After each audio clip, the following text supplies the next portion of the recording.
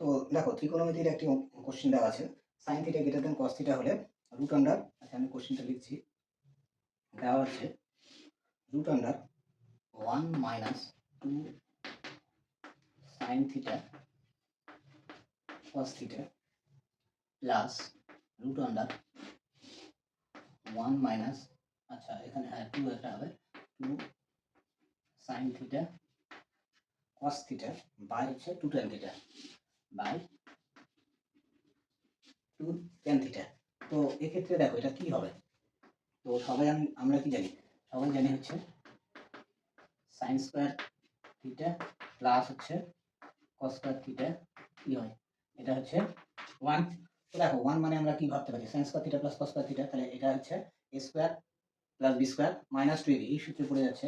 তাহলে এটা হচ্ছে অ্যাকচুয়ালি কি হবে, sine theta minus cos theta whole square হবে। তাহলে রুট থাকার জন্য এটা কি হবে, sine theta minus cos theta. তো ঠিক আছে এইটা, আর এইটা কি হবে, আচ্ছা একটা এটা প্লাস আছে, তো এটা, তো এইটা কি হবে, এটা সিমিলারলি এটা sin theta plus cos theta হয়ে যাবে। এটা হচ্ছে sin থিটা প্লাস হচ্ছে cos থিটা হবে, ঠিক আছে।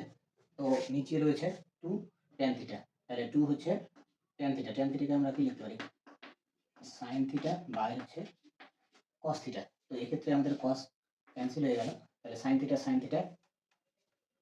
2 sin থিটা, আর এখানে রয়েছে 2 sin থিটা, তাহলে 2 sin থিটা, আর নিচে রয়েছে হচ্ছে 2, আর এইটা যদি উপরে উঠে যায় তাহলে উপরে হচ্ছে cos থিটা আর নিচে হচ্ছে sin থিটা থাকবে। তো এই এটা কেটে গেল, তাহলে এটা আলটিমেট হচ্ছে cos থিটা, ঠিক আছে। তো এটা, তো এক্ষেত্রে দেখো অঙ্কটাতে আরেকটা অন্যরকম উত্তর আসতে পারতো। তো যদি আমরা এটাকে হচ্ছে cos, আচ্ছা এক্ষেত্রে দেখো sin theta greater than cos theta বলা আছে, তো আমাদের কিন্তু sin থিটাই আগে লিখতে লাগবে, ঠিক আছে। যদি আমরা হচ্ছে cos থিটা, এটাকে যদি আমরা হচ্ছে cos থিটা মাইনাস হচ্ছে sin থিটা করি, তাহলে কিন্তু হচ্ছে নেগেটিভ ব্যাপারটা আসবে, মানে এই ভ্যালুটা এই মানটা অ্যাকচুয়ালি তাহলে কি হবে, নেগেটিভ হবে, ঠিক আছে।